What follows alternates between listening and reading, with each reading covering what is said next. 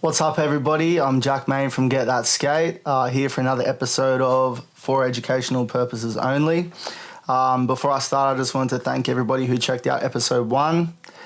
I started for educational purposes only just to, give a bit of a history lesson on downhill skateboarding, touch base on some old print media, but mostly because it's so hard to get guests on the podcast, and I wanted to continue getting some content out for all the people that check out the YouTube or enjoy Get That in any way.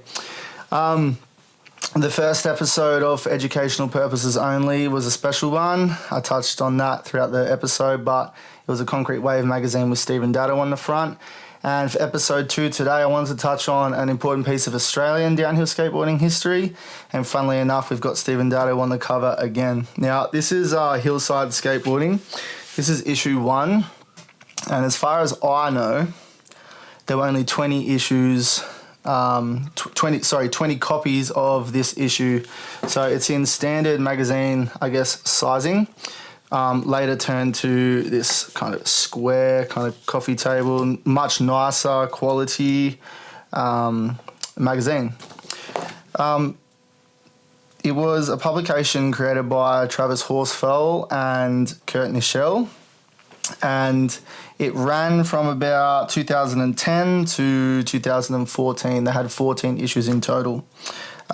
This issue in particular, I actually purchased of Patrick Switzer. Patrick, a lot of downhill skaters know that Patrick was selling a lot of his gear to fund his kombucha business, and when I saw this one pop up, I had to try my best to get it.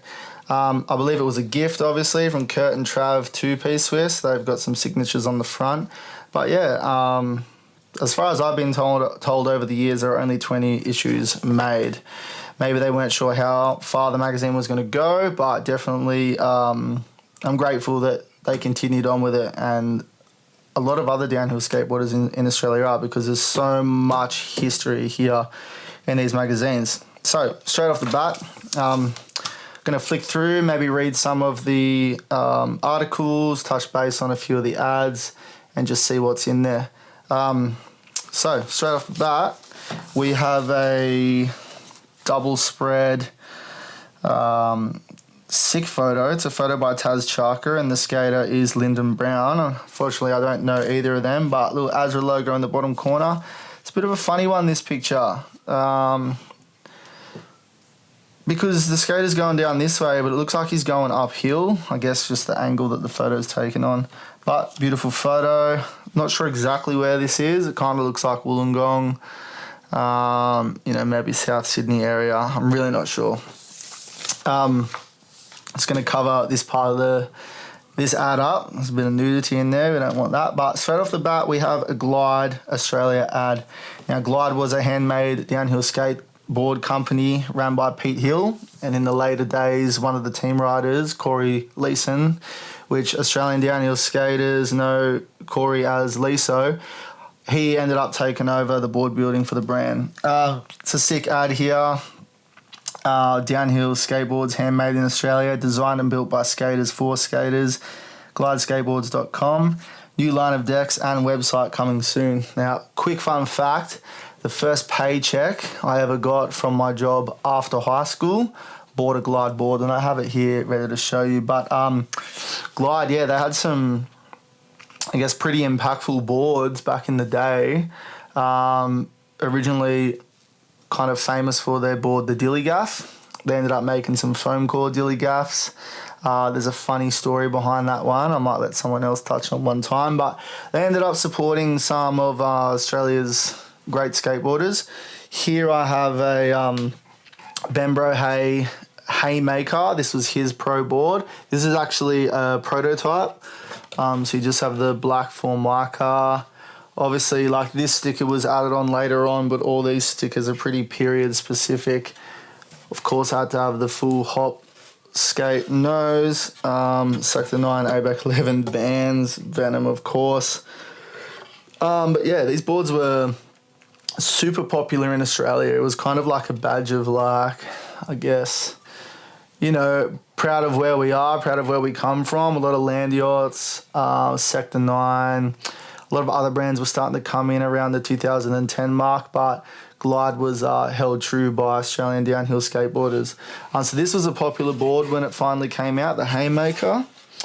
We also have the board that I bought with my first paycheck, which is the Rufus, a single kick, like a slight nose, but yeah, pretty sharp kick up the back there. This is a proto graphic too. As soon as I could, I ended up buying this. Again, some pretty period-specific stickers. One liner, shout out Millsy, rest in peace. Skatehouse Media, Hopkin Skate. So I didn't ride this for a long time. Lent it to one of my good mates, Jackson Tucker. He ended up shredding this thing, but yeah. Glide also made a board called the Swallowtail, just a directional top mount. And my brothers Jaden Spake and Nick Georges, who are half brothers themselves, step brothers themselves, they rode that board. The same deck, they kind of shared it between them and rode it for years. Josh Musameki, an insane Australian freerider, he ended up being on the team, riding Glide boards. And I don't know a lot about this, but Duddy, honorary Get That Skate family member, he tells me this is his pro model. So the graphic's a bit of a blem. Not quite lining up there, but it's kind of got like an Avenger nose, as you can see here. Bit of like a sellout tail. I think this was before the sellout's time, but yeah, pretty sick board. Duddy actually gifted this to me, so I'll set it up one day. Beautiful board. But yeah, shout out to Glide. Very important part of Australian downhill history. Sponsored heaps of legendary Australian downhill skateboarders. We got a, Nude Industries ad here, Kurt Nichelle, just covering up the part of the graphic there. So we'll go straight into a note from the editor. Welcome to the very first issue of Heelside, Australia's own longboarding and racing skate magazine. Our goal is to bring you everything Aussie skate related. We will be covering and highlighting events, local skaters, and showcasing local photographers. The more local skater input, the better, so if you want to submit some shots or write an article, feel free to email us. Huge thanks to Kurt and the below contributors. Super stoked to have everyone come together and get this off the ground in a ridiculously small amount of time. A special thanks goes out to David Pang for supplying some brilliant photography with very, very short notice. Trav.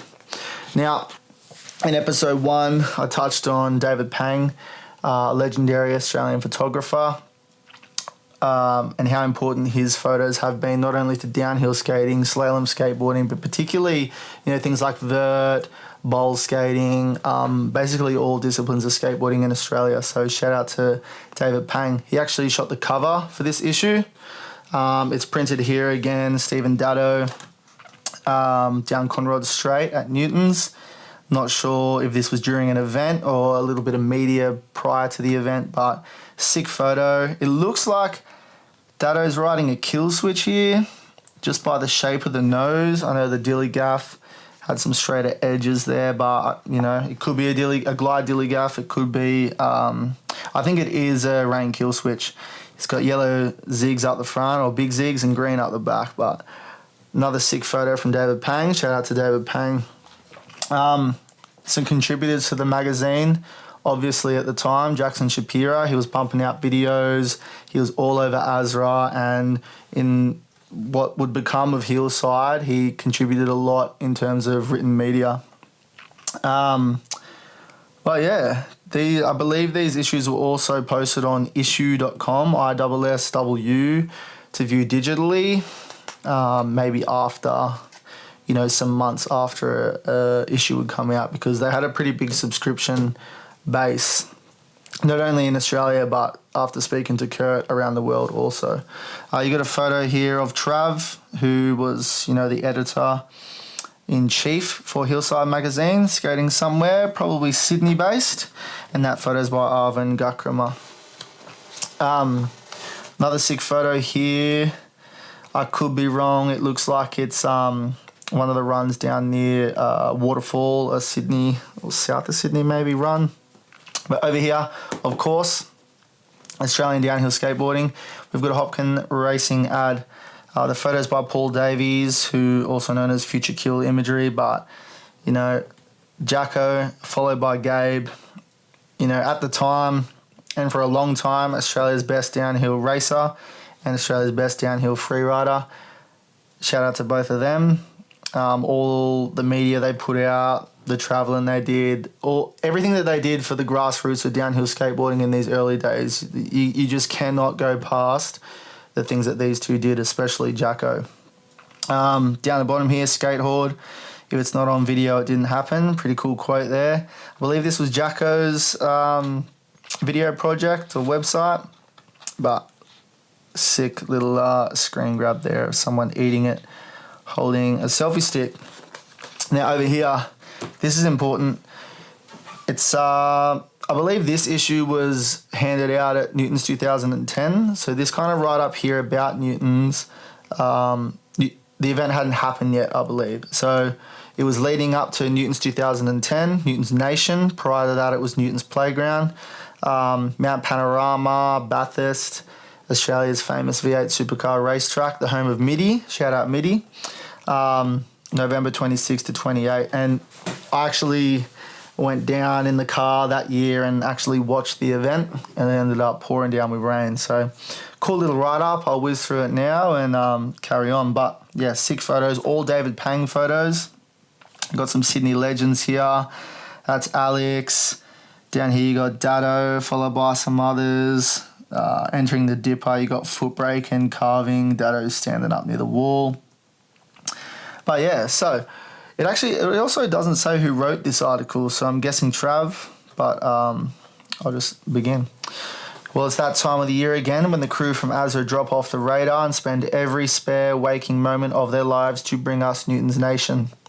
Skaters are super excited to jump back into their leathers on a 35 plus degree day to shoot down one of IGSA's most intense tracks, rubbing shoulders with the world's best and eating some hay along the way, you know, for nutritional value. This is also the year for an IGSA world first triple tree format. It consists of just one boring individual qualifying run, followed by 2 days of four-man racing goodness. Now, if you've searched Newton's Nation on YouTube, you would have seen the meat wagon videos from this event from the year prior, and yeah. The interesting thing about this track, and a lot of people around that time were saying it's the most dangerous track, it's because the whole way down there's concrete walls, and that's so the V8 supercars who are going, you know, like 300 kilometres around the track don't come off the track and hit the people watching. Sickest times at Newton's. The tricky thing about Newton's is it's so fun to skate. It's also so fun to watch. So every year that I've been racing there, if I get knocked out of racing, it's, you know, never been a big racer, but it's never upsetting. It's just like, yes, I can go to the elbow and watch. For those not leather inclined, Azra has enlisted the help of a promoter to create the noise around the main event. Over 14 bands and DJs will be pumping their tunes all over the mountain over the Friday and Saturday.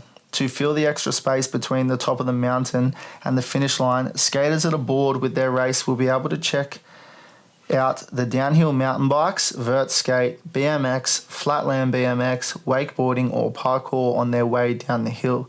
Now, fun fact, one of my family friends, Jesse Warbro, he actually competed in the BMX that year. Cameron Wardell, one of my mates, was competing in the BMX. And I think it was Bliss and Esso, an Australian hip-hop group. They headlined Newton's that year. For the grommets in the tight shorts and loafers, not to worry, Newton's Nation has you covered, also with some of the best scooter action you'll see outside of Toy World. Watch the local boys take to the street course on possibly one of the world's easiest contraptions to ride and bust out some semi-interesting but reasonably unimpressive tricks. So a bit of scooter hate there. All in all, it is leading up to be an epic weekend and surely the greatest leg of this year's IGSA series. So kids, sew those leathers up, sticker over the cracks in your helmet and get yourself to Bathurst. Check out www.skateboardracing.org.au, which was ASRA, Australian Skateboard Racing Association, for all the latest updates on the part of the festival that matters and for volunteering information. And remember, next time you see Haggy, Colin, Robbo, Blackwood, or anyone working overtime or bringing such an awesome event to our doorstep, thank them for their hard work and buy them a beer after the race. So yeah, sick little write-up on Newton's, getting people keen for it. David Pang photos, but yeah, so cool to look back on. Moving on, we've got a Creative Skate ad. Shout out to Ado from Creative Skate. I think recently the ownership of Creative has changed over, but the name Creative Skate is continued and will continue, and you just can't take what Ado and Creative Skate have done for downhill skateboarding. Like, it's actually insane. Everybody's got a good story about Creative Skate. But this is a funny ad for all your Newton's needs: decks, wheels, trucks, bearings and gloves. Proudly supporting Aussie downhill since 2001. So I guess, that's 23 years now, but it gives you a look at the times. Looking at the wheels they got here, there's O-Tangs, ABEC 11s. I'm really trying to find out what else there is. There's some clear, probably Cryptos there. Some blue wheels down here. I'm guessing Colts, maybe, because they're not super wide, but yeah, cool to look back on the advertisements around these times. Over here we got Luca Coleman, a little series of photos from a big standee he's doing. This was at Haggie's Halloween Hustle. Now, I didn't go, but I remember it being advertised on Azra in the forums, like an event page for Haggie's Halloween Hustle. But yeah, it was like a dress-up kind of slide jam. So pretty sick to see that. David Pang photo, cross skater Roscoe. And this is pretty cool. I'm not going to read the whole article, but Trav, the editor of Heelside, and Haggie, one of the, forefathers of Azra, they decided to go on a long distance trip from Sydney to the Australian Capital Territory, so Canberra. And yeah, it's a sick write-up in the magazine, but I remember at the time there being like much more, longer in length write-ups and photos on the Azra website. But yeah, just some funny stuff that they touched on here. The trip spawned from a long-distance skate thread on Azra. Haggie brought up pushing to Canberra to get to the next Conehead Cup round, which is a slalom event. Travis says here that he's always wanted to do something endurance-wise before, so he quickly jumped on board with the idea and the planning began.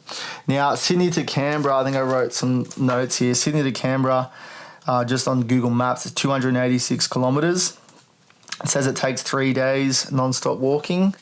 I think they did it in 4 days or maybe 5 days. But just, again, to give you an idea of what people were riding at the time, they're talking about on this occasion we skated on our standard drop-through Fat Pigeon, which was an Australian handmade board brand, and Datto, another Australian handmade board brand boards. They did 40 kilometres on those boards, and they decided to drop into the hop shop to speak to Robbo to get them on something a bit more appropriate for a long-distance push. So it says down here that Robbo set them up. Well, Robbo was known for his ultra-low downhill setups, and so he set Haggie up with his old deck, which was a D-Light Nemesis, dropped through with Kahalani trucks. And Trav picked up a Quebec Jim Z flush cut, which I have one in the garage. I should have grabbed it for this podcast, but I didn't quite remember. And it says here with about 6 rubber risers and major cutouts just so the hangers would turn slightly. So Trav wanted his board extra low to the ground, obviously doing such a big long distance push.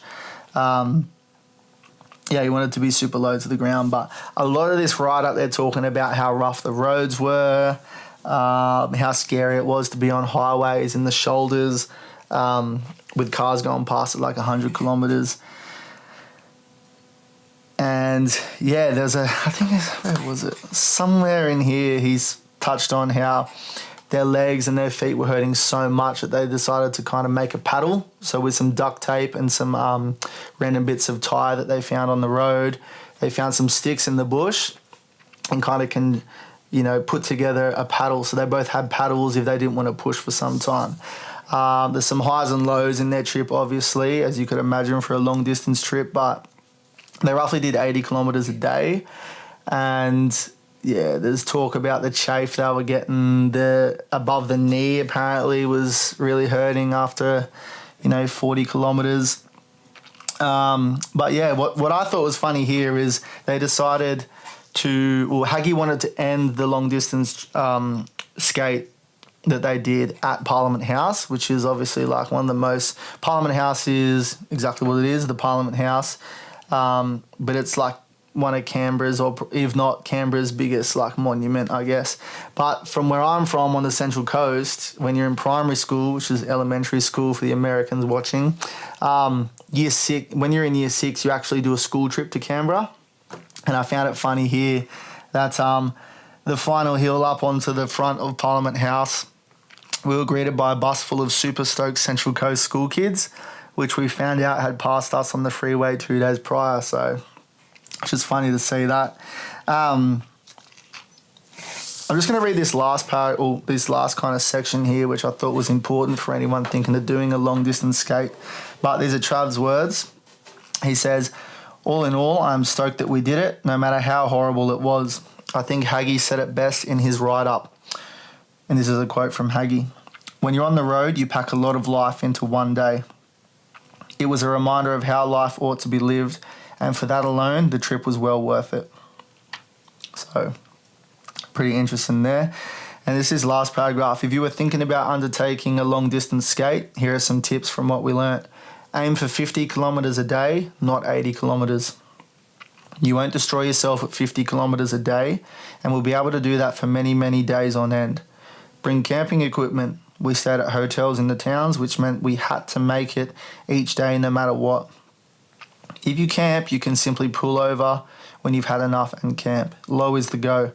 Don't set a board up for pumping. Once you hit any sort of rough surface, you're stuffed, and the first muscle to hurt a lot is above the knee from the dipping motion from pushing. Wear underwear, don't freeball in skins. It's the worst idea at the 6-hour mark. Most importantly, have fun while you do it. It's the reason we all got into skating, and it should be the reason why you continue to skate." So sick little right up there, but it makes me think like everything Pantheon's doing, making long distance boards. I know some of the American boys, Kavon, recently did a long distance push through Peru, I think. But it's pretty interesting watching the journeys of long distance skate that people go on. I mean, I've got a long distance skateboard. I've got the Pantheon and Pranayama. It's got a lot of flex to it, so I wouldn't do something. I wouldn't do 80 kilometres a day. I wouldn't do 50 kilometres a day on it.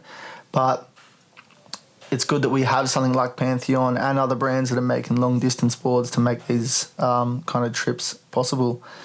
And maybe think, maybe one day if I would actually give a long distance skate like that a go one day, maybe. So moving on, we've got an ad for Hank's Place, sports therapy and massage. I remember hearing a lot about this back in the day, but never got to go myself. And this is, there's so much history in here. This is not so much a write-up, but just a series of photos from the Conehead Cup in 2010, which is super important to me because I got myself to a few of these Conehead Cup events.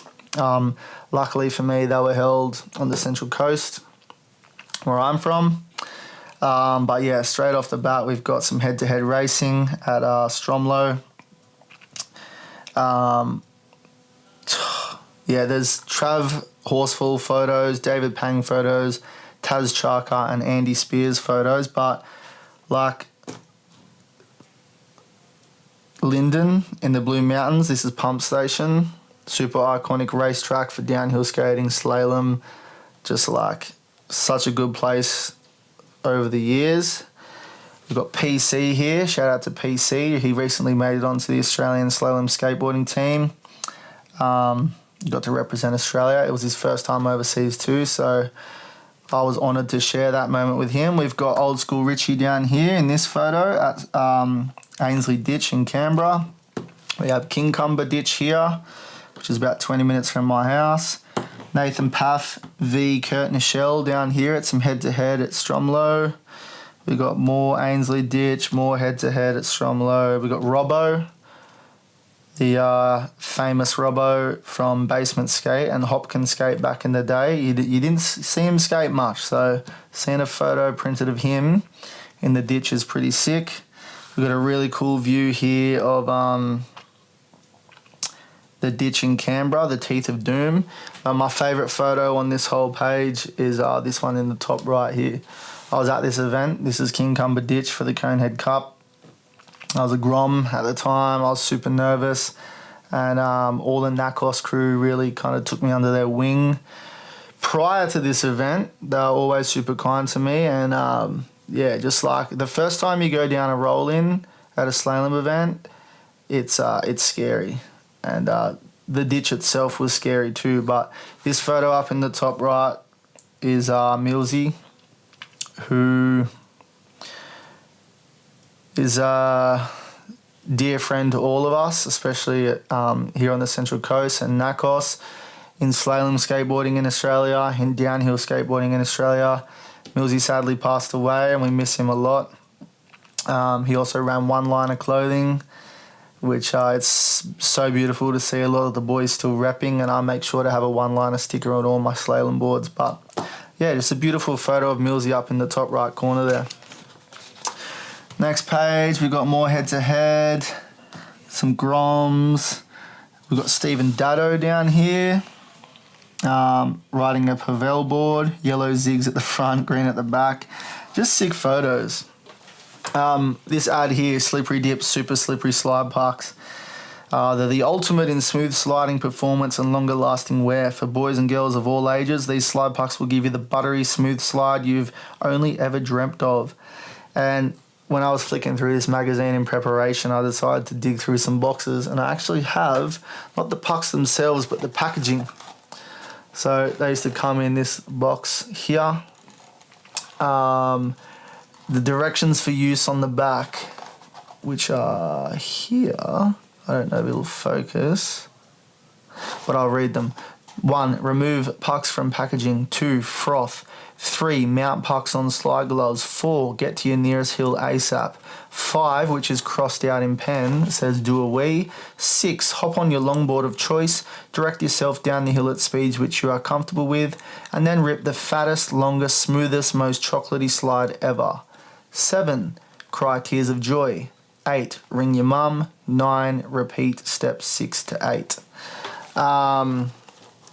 What was cool about Slippery Dips, apart from being Australian, was they had, I guess, 9 options of pucks.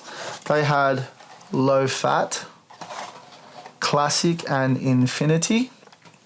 They also had 3 diameters, small, medium, and large. So they had a puck for everyone to fit your hand, of course. But yeah, I just thought, if we're looking at the ad, we may as well look at the packaging. I don't have the pucks anymore. I ripped through them, but I remember them being super long lasting. So shout out to Slippery Dips. $26 for a set. Not bad. The widths they had was 70mm, 80mm, 90mm, and the thicknesses that they had were 10mm, 15mm, and 20mm. So those 20mm were like thick. Again, this is a downhill skateboarding podcast, so I want to talk about that mostly, but they had this from the vault section on a ramp demo that was in Mumba, Victoria in 1980. And I remember looking at the ramp and I'm like, Coles. I was like, is that the logo for Coles, which is a massive supermarket in Australia? Similar to your Whole Foods in America, just like popular all over the country, massive. And this was actually the logo that Coles used in 1973 all the way to 1991. So the fact that Coles, I guess, sponsored this crazy narrow vert ramp is, I don't know, pretty wild to me. This one, the Collingrove Cup. So this is a write-up by Jackson Shapira, and the Collingrove Cup was a downhill skateboarding race in Adelaide, also known as Rudelaide in Australian downhill skateboarding. Adelaide is the city, the capital city of South Australia, And I've never been to South Australia to skate. I think I went as a child, but I've never been to skate. There was around that 2010 to 2012 time, the Adelaide scene was pumping. It was like there was media pumping out of Adelaide, like corkscrew videos. There were events happening. I think it was Lee Griffith and Bowditch were some names, and Daniel Hawes was some names from Adelaide. But yeah, there was just a sick write-up on the event. I'll try to touch on some of it. But yeah, this is all Jacko's words. For those of you who don't know, Adelaide is home to some of the raddest hills in Australia. The city itself is small, flat and quiet, but on the outskirts of the city, it's not hard to find some gnarly, fast, windy hills that are now attracting downhill skateboarders from all over the country. On the weekend of the 1st of October 2010, South Australian Gravity Racing Association hosted the first sanctioned downhill race in South Australia. It was a 2-day event on Collingrove hill climb track and brought riders from Sydney, Queensland and even as far as Western Australia. It was a great excuse for everyone to pack their skate bags and spend a few days ripping with Adelaide locals Michael Bowditch and Lee Griffiths before racing against Australia's best. And what was cool about this track was there was like a left-hand turn that went, it was like a really long left-hand turn that just kept going. It was kind of like on a wall.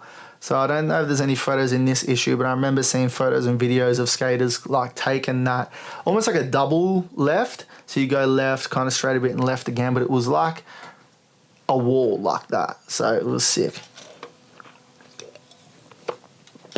This photo's by Lee Griffiths. It's Ben Brohay and Stephen Datto in a head-to-head heat. Obviously a massive write-up. I won't go through it all, but it was a private hill climb road used for racing cars. So they had lots of steep drops and bank corners that made it a really good race for downhill as well. The bottom corner of the track was, it says here in Jacko's words, it was a do or die section with a fast steep drop into a tight 90-degree right-hand turn. What made this corner hard was the pavement in the braking area. There were several pavement changes, rough areas, a huge slab of concrete and many hay bales forcing a bottleneck into the turn. Fast riders were coming in at around 60 kilometres an hour, and at those speeds the track seemed a lot narrower than it was. And there's a photo here of that final corner, just hay bales everywhere. You can even see like a number of pavement changes. He said the surface was uneven and slippery and caused a lot of mayhem. During one of the last race to qualify heats, Benbro, made a lot of heads turn in a race against Steve Datto. So 2 legendary names right there.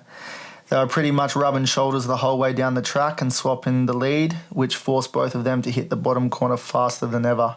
Ben was in the lead and broke tuck to throw down a foot brake, but instead got a mega wobble and nearly ate it. Somehow he managed to get his foot back on the board and was forced to throw a slide to keep the speed in control. Steve had nowhere to go and just had to punch on the brakes behind him. Ben pulled it back in and stuck the line. After watching that, the crowd went nuts with excitement and made everyone want to push it harder and try to slide into the bottom corner. So that was on one of the days. They came back the next day for actual racing. A lot of people were discussing their race tactics, and they got into 2-man heats, obviously with only one person moving on. There were many upsets with riders eating it on the last corner with the person behind sneaking through, and there were many tight finishes that left only a wheel between first and second. So yeah, even the photos here are showing like super tight racing. Most of the crashing was done at the final corner, and by far the worst one would be between Lee and Cam. I'm assuming Cam Kite. Cam had pushed out in front with Lee following close behind. They battled hard down the track and Lee popped out in front, coming down the last straight into the final corner. Cam was close behind and jammed on the brakes just as Lee did. However, Lee hit a crack in the road and got spat off his board while Cam ploughed right into him and face planted right onto the road, popping both his shoulders out. Somehow he managed to get up and stumble across the line with his board to move on to the next round.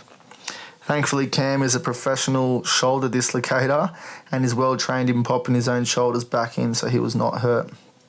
Lee was a little shaken up, but also uninjured, minus a mega cork leg. So after some heavy battles on the road, there were 4 riders left racing for the 2 spots in the finals. It was Jacko versus Bembro, and then Bowditch versus Luca Common from Sydney. And around this time, Jacko and Luca were skating a lot together. Jacko pushed out hard against Ben and made sure he stuck all his lines in the top section to get ample speed and distance in front of Bembro coming into the last corner. As they both dropped down the last dip before the final bend, Jacko looked back and saw he had enough room to slide a bit more to take the corner safely. Luckily, he didn't blow it, but came damn close to clipping the bales during his slide, but managed to move on to the finals. It talks about Bowditch and Luca will mix it up in their heat, swapping lead and riding tight, with Bowditch coming into the lead on the final corner. He didn't slow down enough and slid out on the last corner, so Luca charged through and secured the last spot in the finals with Jacko. And as I said, they were skating a lot at the time, and in Jacko's words here, it was an honour to be up against Luca in the finals. We skate together a lot at home, and over the past few weeks, I've seen some serious progression in Luca's riding. And it says, Jacko was actually worried that he might not make it down the hill first. So they did a bunch of practice heats. And in the finals, up against each other, Jacko ended up getting first. It was actually an all Sydney, all New South Wales podium with Bembro coming in third. But, sick ride-up.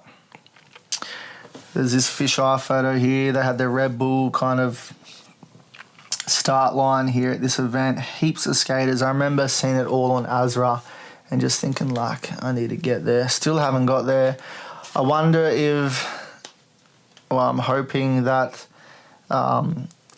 Hill Climb is still running, and hopefully someone down in South Australia can maybe put on another event there, because we're 14 years past this event. I don't know, just knowing what the road is like, not being there myself, but seeing all the videos from it, I feel like it could still hold up for today's racing and be some interesting racing. Oh yeah, sick little ride up there, sick photos of course. Moving on, Stickman Films, advertisement, and Action Ape, little comic here. I think it was Kurt Nichelle's ideas, and the illustrations are by Jason drawn. I could be wrong, but funny little, an ape waking up, building a skateboard and going for a cruise. Pretty sick. Next we have Early Skateboards ad for their grip tape, which is an interesting ad. 46 inches of high course grip by 14 inches, so there would have been a lot of leftover grip around that time for people. But known as the biggest rock grip available on the planet, will not melt from your shoe under high-speed braking. Perforated for an air bubble-free guarantee. Long life of riding with a water-resistant high adhesion. The gripper is a massive sheet that will fit any board. earlyskateboards.com. 14 by 46. It's crazy. We've got Arvin in this photo. Dave Robbo. Secret spot, it says, and then we got Arvin and Tim down here at the bottom. Doesn't say who the photos are by, but sick photos. Coming up to the end of the magazine, we got a Saber Trucks ad. I don't have a pair now. I did own a pair, didn't ride them for long. 190mm wide. I remember around the time, 2010, maybe a bit after, Paris brought out a 190mm truck, super wide. I got some of them, and they were marketed as a downhill truck at the time. Saber came out, cool bushings, but I didn't ride these for a long time. One of my favourite ads in the magazine. Always have to shout out Hop, a Hopkin skate racing ad. And this was the shop at, it was Shop 3, 8 Northcote Street, St. Leonard's. And this shop, I've spoken about on the podcast heaps, but the amount of weekends I would get the train down, almost a 2-hour train ride there from the Central Coast to just go hang at this shop, like I couldn't even tell you. But super important place in my heart, and I'm sure a lot of current and, you know, I guess previous downhill skateboarders in Sydney. It was just like the hub to go and hang out, and being so far from where a lot of the brands that were popular at the time, being so far from them, like North America, Europe, Hopkin just did such a great job of getting everything in and giving us all a place to go and hold things, to touch things, to stand on boards. Because before that, at the time, the only place to get a longboard would be a surf shop that stocked Sector 9, or Layback was another popular board brand at the time. But yeah, just this ad. It's got some sick photos inside the shop, and it's got some like who, what, when, where, and whys here. What is the Hop Shop? The premises that Hopkin Skate and Hopkin Skate operate out of is known as the Hop Shop. The Hop Shop. Why? Well, it could be because it's owned by Hop. What? Hop Shop is 1 part warehouse, 1 part skate shop, and a large glug of everything skateboarding. They also had a bird in the shop too. Where? Shop 3, 8 Northcote Street, St Leonards, New South Wales. Is it open to the public? Yes, we are a real skate shop, not just an online PO box like some others. So come in and have a chat to the guys about anything and everything skateboarding. Drop in and see the skate collection on the wall or all the new skate gear in the shop. Why buy from the Hop Shop? And this still stands today. This is why the Hop Shop was so important to Australian downhill skateboard racing. We support local manufacturers, distributors and suppliers. We sponsor many local events, national sporting associations and young Australian riders. We live and breathe skateboarding. We immerse ourselves in the community. We volunteer all our spare time to help young skaters, events and board makers to get a break. Did I mention we also have a rad skate shop that provides one of the biggest collections of skateboarding gear in the country? When we set up boards, we only use quality parts and set them up like our own. We don't substitute cheap China crap like some online shops do. We are a real skate shop run by real skaters with real brands and a real passion for everything skateboarding. Not some eBay shop designed to rip money off Australian skaters and run your local skate shop out of business. As always, shout out to Hop. Back in the day, shout out to Robbo. Used to manage the shop. He used to hook me up with deals all the time. I cleaned the shop a lot of times. My first aero trucks I ordered through Hopkin because I wanted to support Hopkin.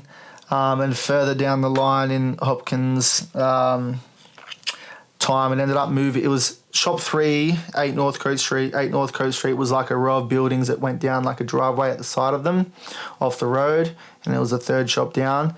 The Hop Shop ended up moving to the next alleyway in Shop 1 and Shop 2, and then over time ended up using Shop 3 and Shop 4. So it's like essentially a 4-story skate shop. So sickest times. I miss them so much.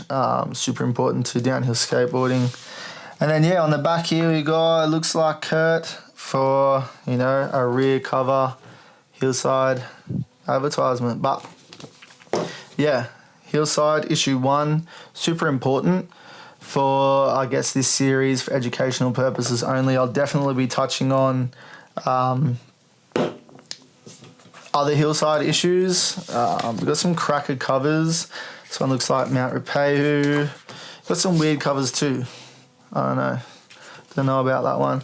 Probably my favourite cover. Yeah, dude, come on. Jacko, Louis, James Kelly, Adam Person. We got this one. They actually made this a sticker. It's on one of my slalom boards right here. And as I said, one-liner stickers on all my slalom boards. Shout out to Millsy. So that's pretty cool.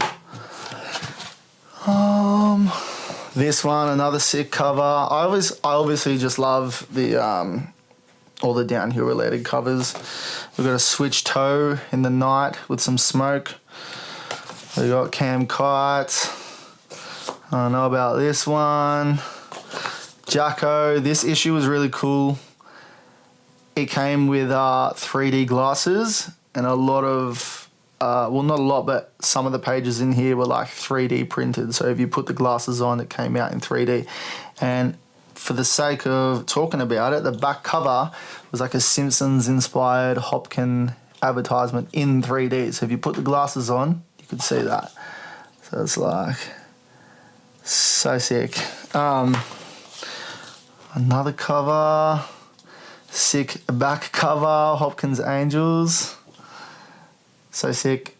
Dan Panya, Lee Robertson, and Margaret McWhinney. Classic. We got this one.